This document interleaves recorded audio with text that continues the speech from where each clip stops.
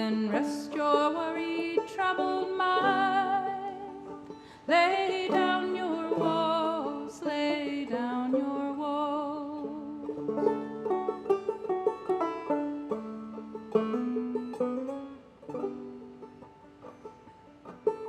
See the birds all in their flight, on the wing, on the wing.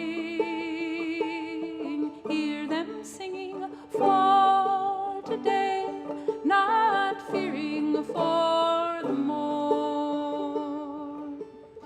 For in the fertile fields of peace, the seeds are sown, the seeds are sown.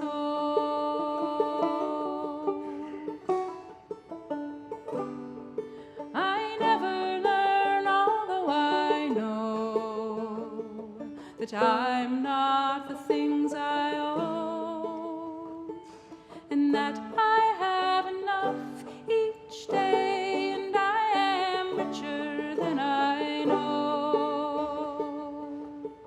The shallow pools that blink and shine, I go to drink, and they are dry. But through the rolling hills of peace, the rivers flow, the rivers flow. See the flowers in the fields, how they grow, how they grow. Then rest your worried, troubled mind. Lay down your woes, lay down your woes.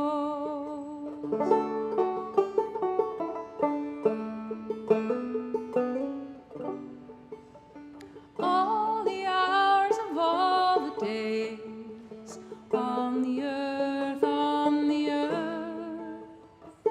I'll never lengthen what they're worth by imagining my sorrows. If there's a time and place of peace, may I go, may I go.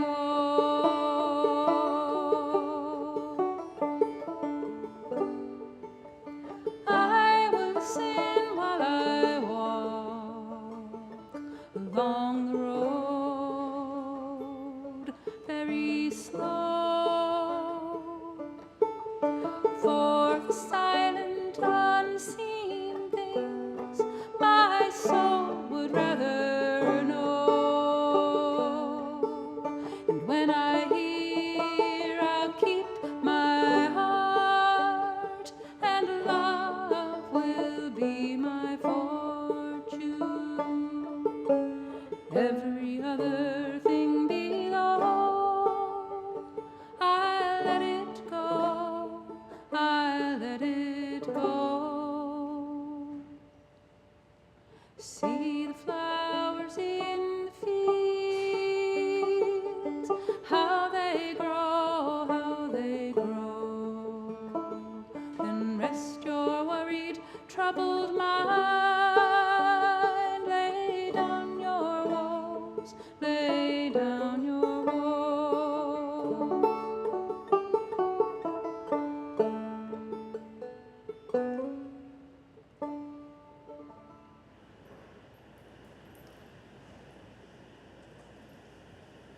For those of you who came in late, that was not His Lucy. That was Flowers in the Field, Piemme service.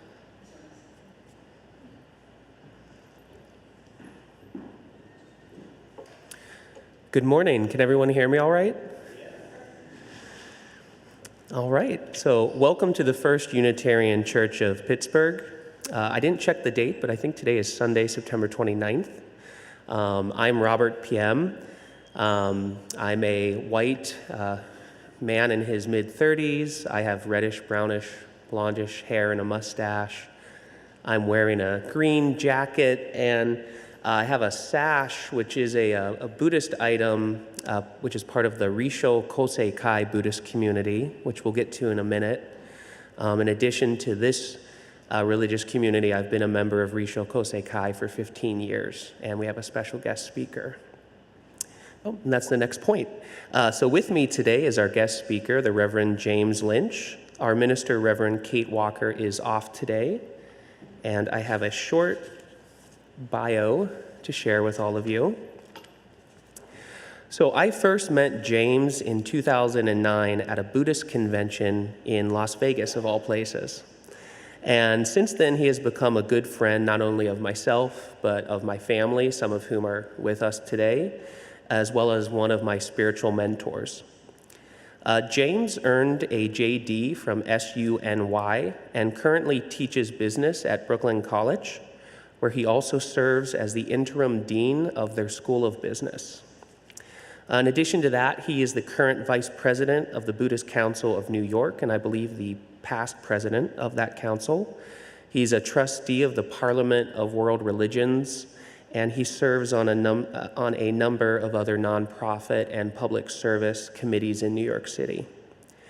In January of this year, he was appointed as the minister of Risho Kosei Kai of New York Buddhist Center, making him the first U.S.-born minister of the center. Before then, ministers from Japan would come over. And we're very happy to have him here today. There are several people that I see who helped make this event possible, and I'd like to thank them as well. Risho Kosei Kai, maybe a little bit of an unusual name.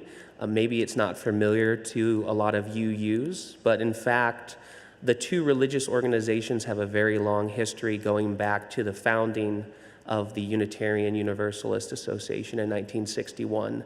The first president of the UU, Dr. Dana Greerley, was very close friends with the founder and first president of Risho Kosei Kai, the Reverend Nico Nawano.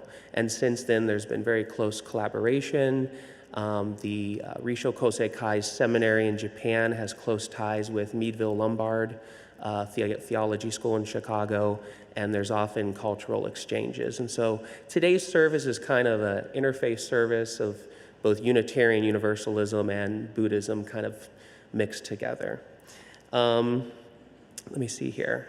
So Risho Kosei Kai, or just RK for short, it's a lot easier to say, is one of Japan's largest lay Buddhist organizations. They have about 2.5 million members in Japan and several thousand members around the globe. It was founded in 1938 in Tokyo by Reverend Nikkyo Nawano and Reverend Naganuma, Myoko Naganuma. And Risho Kosei Kai practices a form of engaged Buddhism. It's active in environmental, social, and peace activities. And if you'd like to learn more, their website is rk-world.org.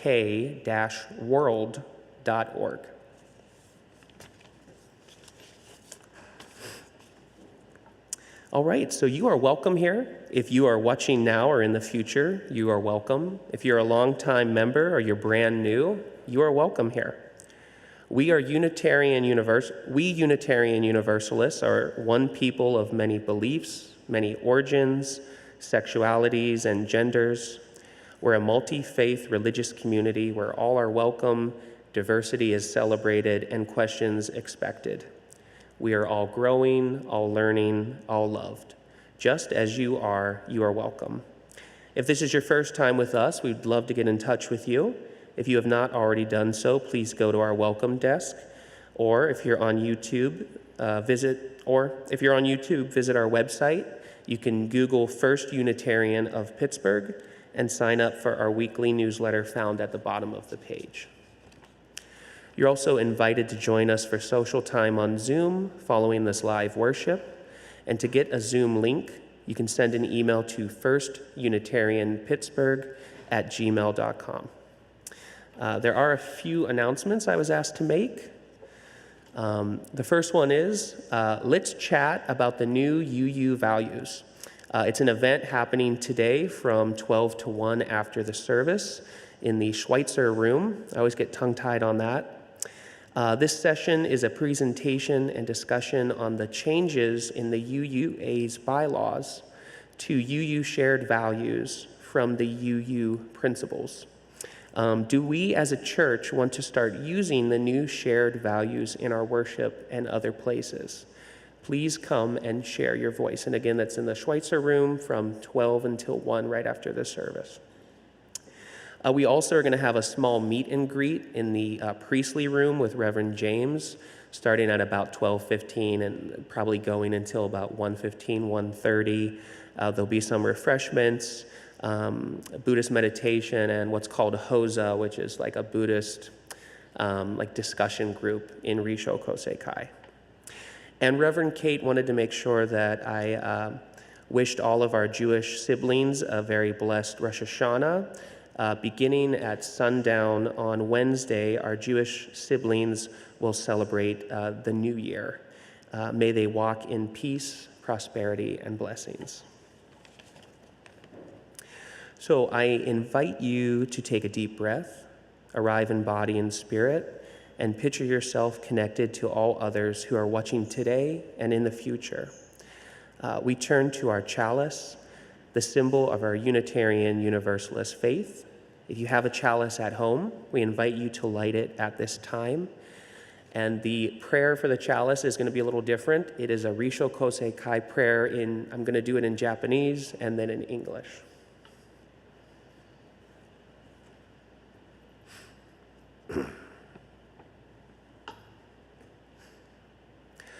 Masani shirube shi kono tokoro wa sune wa chi re dojo nari. Shobutsu koko ni oite anaku taran sanmyaku san bodai yo e. Shobutsu koko ni oite hosune yo tenji. Shobutsu koko ni oite hasune hanshi tamo. Namu Myoho Renge Kyo.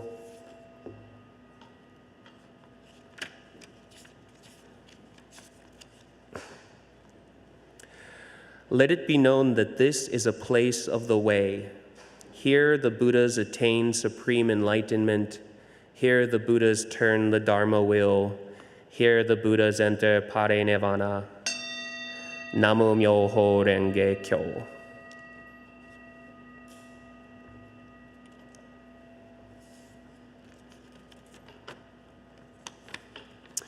And the opening hymn is number 134, Our World is One World.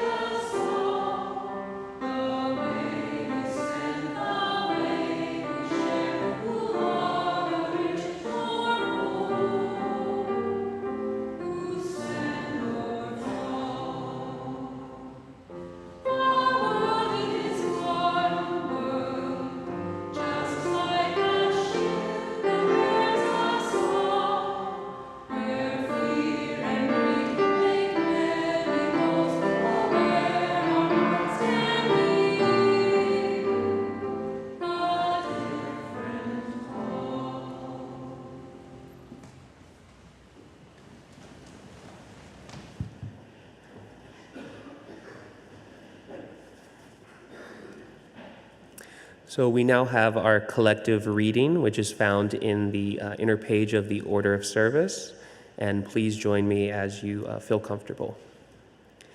We covenant to affirm and promote the inherent worth and dignity of every person, justice, equity, and compassion in human relations, acceptance of one another, and encouragement to spiritual growth in our congregations, a free and responsible search for truth and meaning, the right of conscience and the use of democratic process within our congregation and society at large.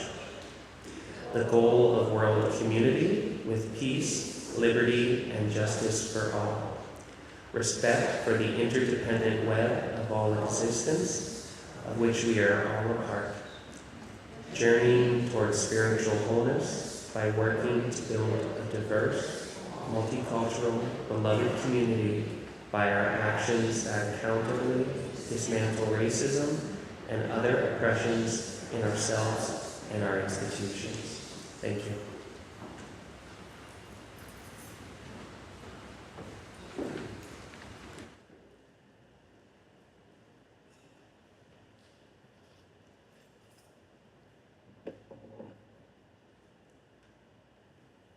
Good morning again, everyone. I'm Erica Shadowsong, Lifespan Religious Education Director, and today I have a story that comes to us from the Jataka Tales, a Buddhist tale.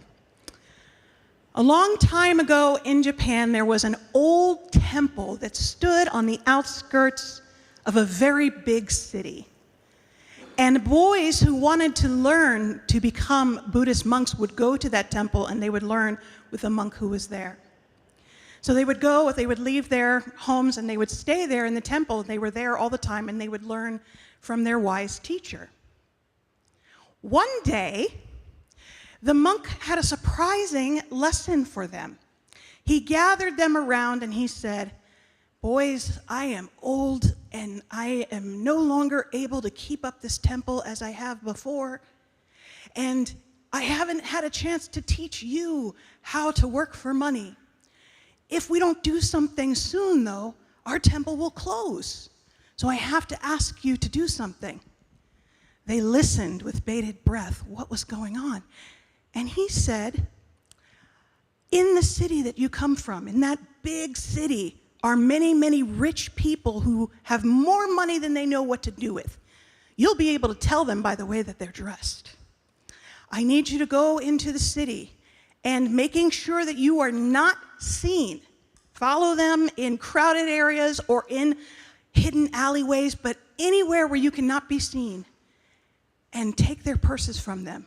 Bring them back, and we should have enough money to save our temple." The boys were stunned. They looked at each other and they said, "Teacher, didn't you tell us never to take something that doesn't belong to us?" This was so different from anything he had ever said. But he looked so serious and so earnest. And he said, I know, usually that is the case, but in this case, it's absolutely necessary, so it is okay for you to steal. But only do it if you can do it without being seen. If you are going to be seen, just don't do it." "Well, what are you waiting for? Go on." And they looked at each other again and they started to file quietly out of the door. And he watched them, and then he realized that there was one who had stayed behind. And he said, "Well, aren't you going to follow the rest of your companions to go and steal from the wealthy who have more than they need?" And the boy said, "Well, you told us to only do it if no one is going to see us. But I will know what I'm doing. I will see me. There's nowhere I can go where I won't be seen," he said. "So I can't do what you ask." And the monk smiled and he said, "Good. You, for some reason, are the only one who learned the lesson I was trying to teach. Now go get your friends before they get us into trouble." So the boy went running out and gathered his friends who were still lounging around trying to figure out what to do. And when he brought them back in, the monk told them the lesson and what had happened, which was of great relief to them, but they immediately understood what he was trying to teach. We're not singing our children out today, but I invite you to rise in body or spirit.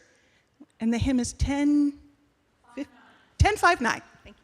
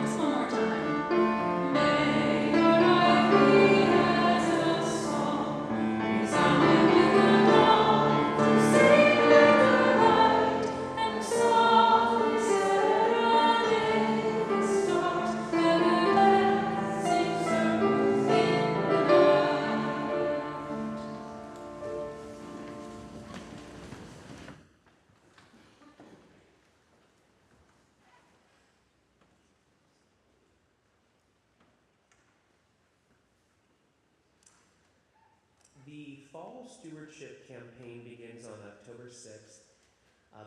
Because I was going to be here today as the liturgist, I was asked if I would be willing, as kind of a prep to the campaign kickoff, to take a few minutes to share why this church community is important to me, as well as to my partner, Trevor, who might be watching in Boulder. I began attending services here online during the COVID-19 pandemic.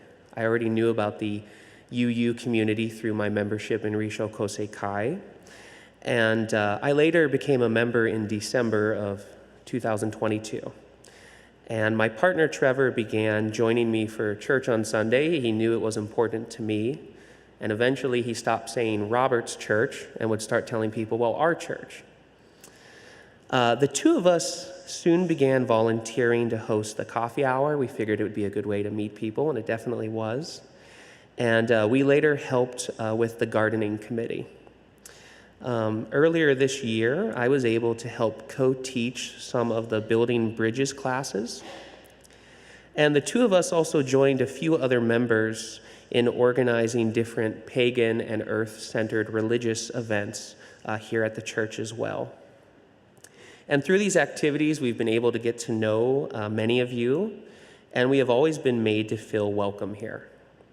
Both Trevor and I have really enjoyed the wonderful and diverse events and speakers, from special music events to some of the worship services that have been led by local indigenous faith leaders, to guest ministers from many different walks of life. This church always has something interesting going on. And for us, for Trevor and I, it's not just a church, but this is a community, a living faith or a living spirituality is kind of how we see this community. And I've been able to learn from fellow members, many of whom come from different religious or cultural backgrounds. And it has been so beautiful to take part in a celebration of differences and similarities under one roof. As some of you know, in August, Trevor and I relocated to Boulder, Colorado, where he's studying physics at CU Boulder. I'm looking at a seminary in Denver, as well as a couple others. And we've had the opportunity to attend services at the UU Church in Boulder, the UU Church in Golden, and they, of course, have been very welcoming. Whenever two young people walk in who are willing to volunteer, all of a sudden everyone wants to, know who you are and get your information. But of course, for us, the First Unitarian Church of Pittsburgh will always have a special place in our hearts as our UU home. Trevor and I were happy to support this church through volunteering and through the donation plate, not just because of everything that we get out of it, that this church offers us, but because we want to see the church continue to grow so that other people can find it and benefit from it in the ways that we have been able to. As I said, this church is not just a church, it's a community, a wonderful community of friends who support one another as we all walk down this sometimes crazy path called life. Last year, as I was thinking about, during last year's pledge campaign drive, as I was thinking about what I, might be able to pledge, I thought about how I wasn't just making donations, but helping, along with everyone else here, to support the growth and well-being of a spiritual community of friends. Thank you, everyone, for your kind attention. Okay, I just want to make sure I'm staying on track here. All right. So every month we share our generosity with a designated organization, and this month it is Valley Clean Air Now, or VCAN. All donations are shared 50-50 with this organization unless otherwise designated. Our religious community is made up of volunteers and staff creating and hosting a variety of programming, and we rely on your financial support. In addition to the collection plate, you can donate by texting GIVE to 412-435-1050 and following the directions. Please check the end of your order of service for more directions. The offering will now be gratefully received to support the work, wonder, and witness of our religious community, and I invite the ushers to please come forward at this time. I remind you that there's a slight change in the service, so this is Mussorgsky meditation.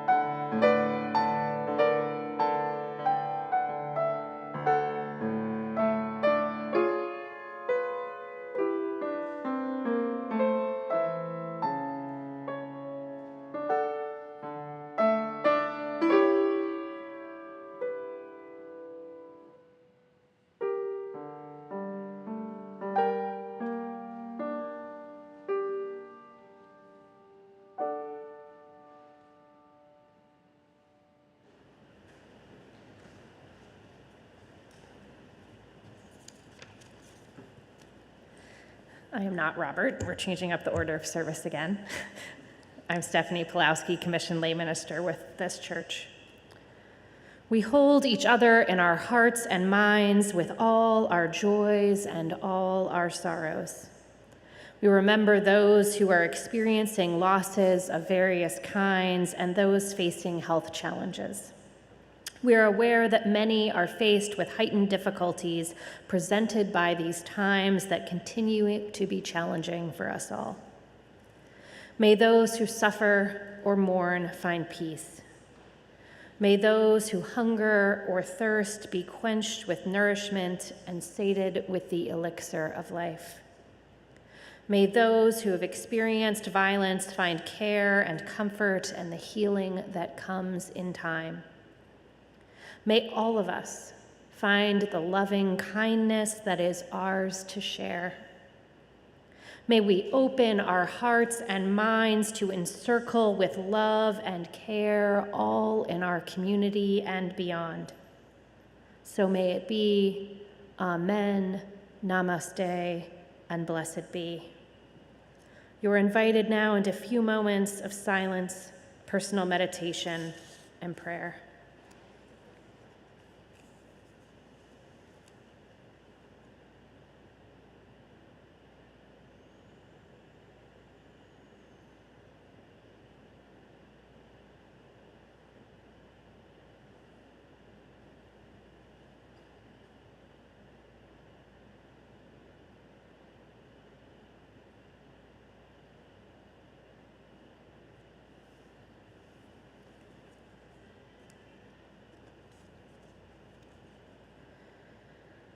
In the words of Thich Nhat Hanh, let us be at peace with our bodies and our minds. Let us return to ourselves and become wholly ourselves. Let us be aware of the source of being, common to us all and to all living things. Evoking the presence of the great compassion, let us fill our hearts with our own compassion towards ourselves and towards all living beings. Let us pray that we ourselves cease to be the cause of suffering to each other. With humility, with awareness of the existence of life and of the sufferings that are going on around us, let us practice the establishment of peace in our hearts and on earth. Amen. Please join in singing hymn number 1031, May I Be Filled with Loving Kindness.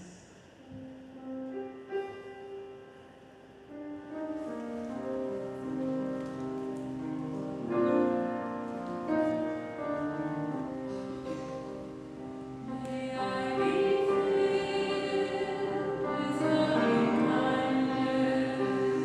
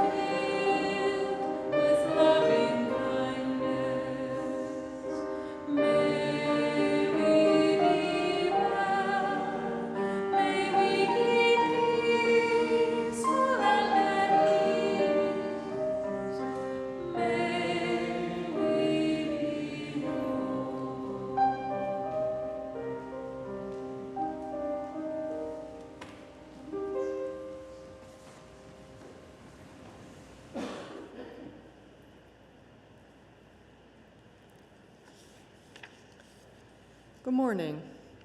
I'm Mary Pat Medgado, representing our church's Kazi Hills India Partnership Team. I'm here today to invite us all to join with our Kazi friends in celebrating their most important holiday, the anniversary day of the founding of Unitarianism in the Kazi Hills, which happened on September 18th, 1887. Every September 18th is the culmination of a month of special activities, and Kazis say it is a day to dedicate and rededicate ourselves to our faith. You can learn more about the Kazi Hills and how you can help, and about our partnership after today's service by stopping by our table in the Undercroft Gallery. Also, our team's Maureen Porter will be speaking at the October Women's Alliance meeting. I would like to share excerpts from a wonderful prayer that was offered on Anniversary Day at Masangiri Church, which is the church that supports the school we support in Kerrang, Northeast India. On this Unitarian Day, we bow our hearts in gratitude for the gift of life, for the beauty of creation that surrounds us, and for the bonds that connect us as one human family. May we walk in the light of compassion, kindness, and understanding, seeking always to uplift and support one another. Let our hands be instruments of peace, our words be gentle and true, and our hearts open wide to the needs of the world. Guide us, O Spirit of Unity, to find strength in our shared purpose and to honor the sacredness in all people. Taking inspiration from this prayer and the Kazi Anniversary Day tradition of blessing each other, I invite us to bless each other and our congregation, our Kazi Hills Partnership and friends, and all humanity. The short blessing is written in your order of service. Let's read it all together once, and then we can stand and you can follow me for gestures to feel it in our bodies, and we'll say it again. May we be blessed with love, peace, and harmony in our hearts and in all lands. You can stand if you would like.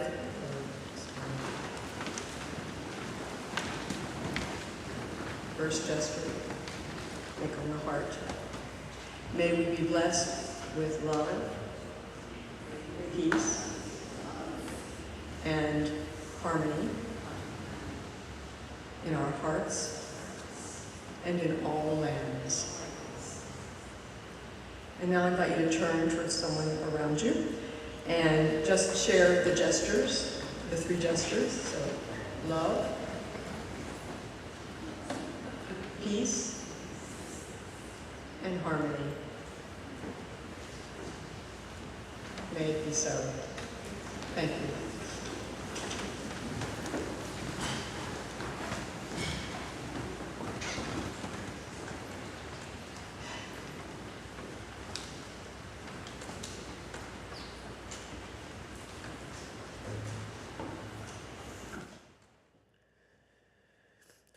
So the reading for this morning is by Thich Nhat Hanh in his book, Peace is Every Step. And I'm sure there's a few people here that own this book, so it's on page 91 if you're curious where to find it. The reading is entitled, Mindfulness Must Be Engaged.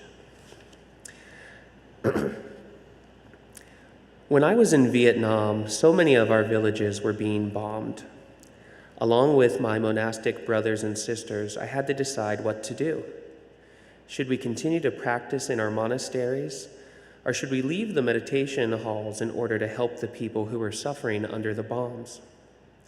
After careful reflection, we decided to do both, to go out and help people, and to do so in mindfulness. We called it engaged Buddhism.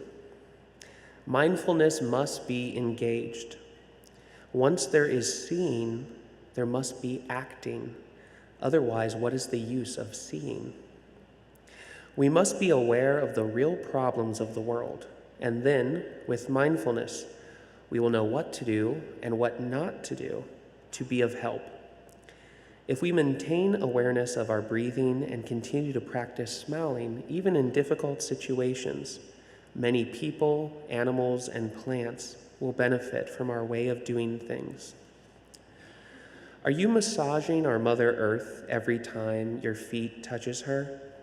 Are you planting seeds of joy and peace?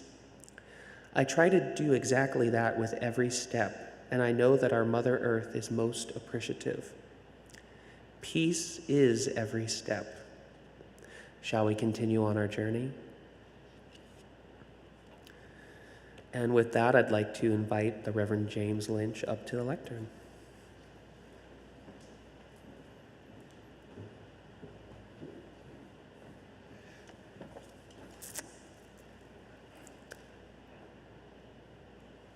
Good morning, everybody. It's so good to be here today. I am so excited.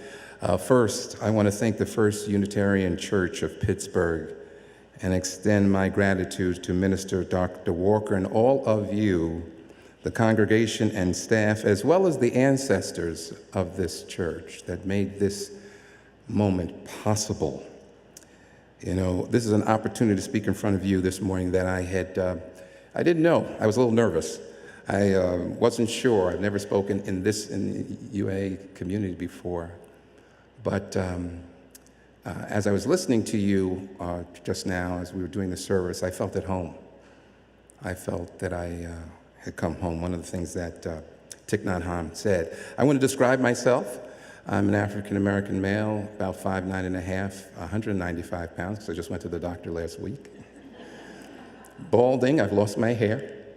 I'm 61 years old. You're supposed to say you don't look it, but that's what it is.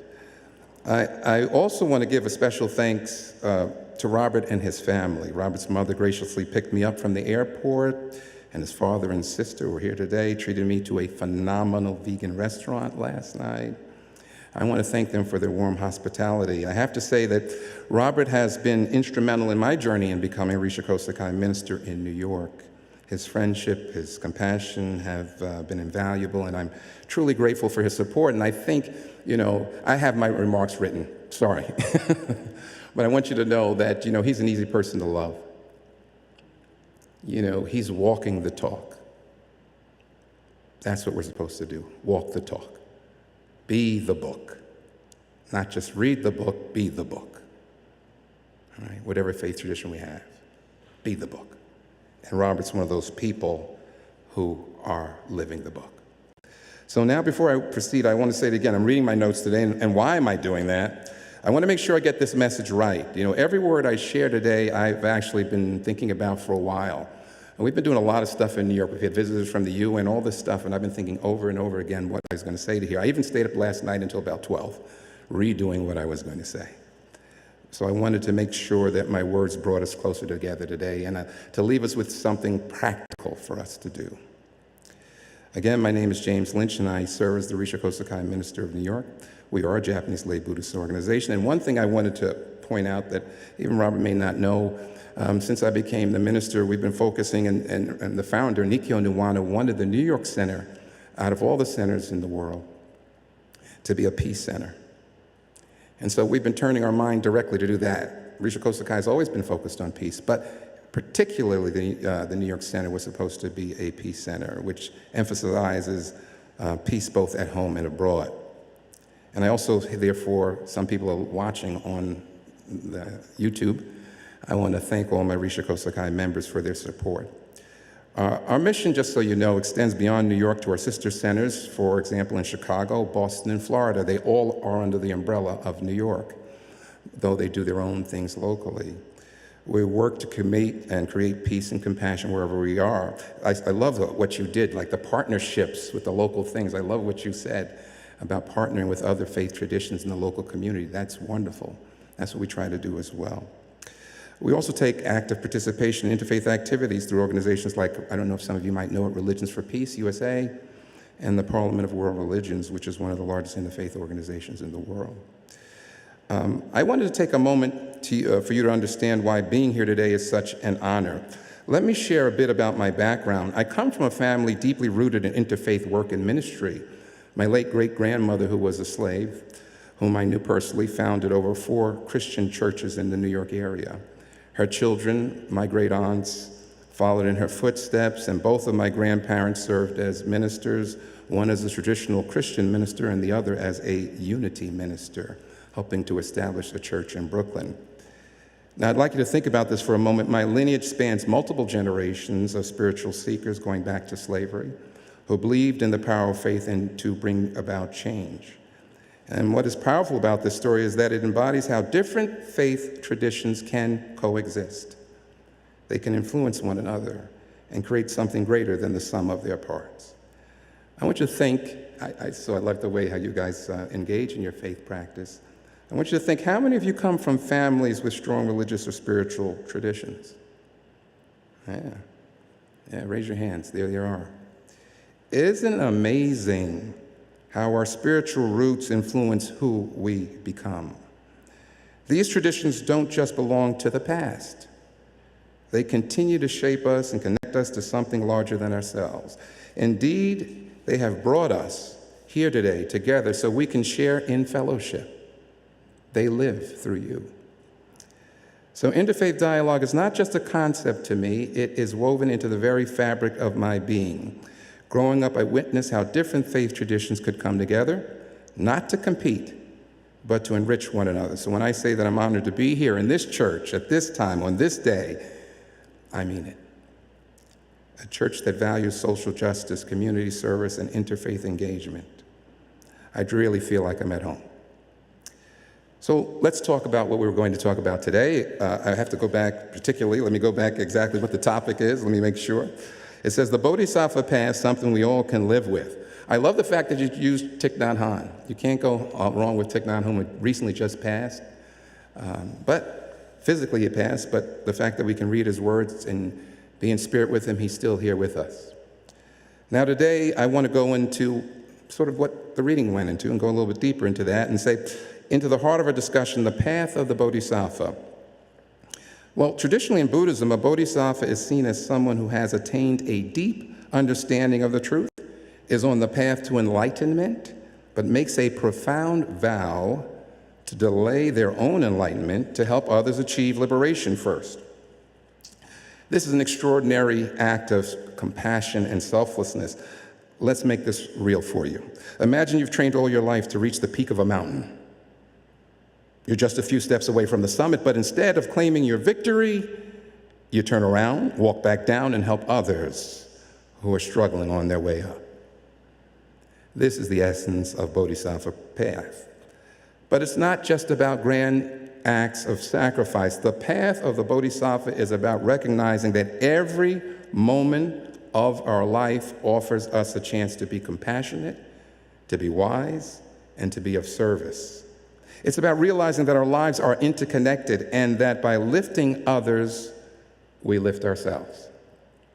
Think about a moment when you acted selflessly, when you put someone else's need ahead of your own. It could have been something as simple as listening to a friend who needed support or helping a stranger. Can you remember such a moment? I know you can, or you wouldn't be here. Right? In that moment, you were embodying the Bodhisattva spirit. The Bodhisattva path challenges us to go beyond our comfort zones. And in this day of challenges at home and abroad, that's what we need to do. Go beyond our comfort zones. There's a story, a Japanese story about a Bodhisattva named Jizo, who is depicted as the protector of children, travelers, and those who are suffering. Jizo walks among us unafraid to enter places of pain, darkness, and despair, offering comfort and guidance. Jizo teaches us that sometimes to be a bodhisattva, we need to be willing to walk into uncomfortable situations, to face our fears, and to bring light where there's darkness. I'd like to take a moment here and have you guys turn to someone who you don't know or someone you know. I want you to look at them and say, you have the courage to bring light to the darkness. Let's do it. You have the courage to bring light to the darkness. You have the courage to bring light to the darkness. That's true. You do. That moment, that essence of recognizing that you have the courage to bring light to the darkness, that's the heart of being a bodhisattva. I want to now talk about one of the documents, the Lotus Sutra. The Lotus Sutra is what we in Risha Kosakai do. We chant the Lotus Sutra. We revere it as one of the sacred texts of the Buddha. It's supposed to be the original mind of the Buddha. And the Lotus Sutra is one of the most profound texts in the Mahayana Buddhists, carrying a message that is relevant to everyone regardless of religious background. It asks us to ponder one of life's most fundamental questions. Who am I? This question challenges us to look beyond our everyday identities, our job titles, our roles, our achievements, and even our failures. It pushes us to discover the essence of who we truly are. In Buddhism, we believe that every one of us has what is called Buddha nature, an inherent potential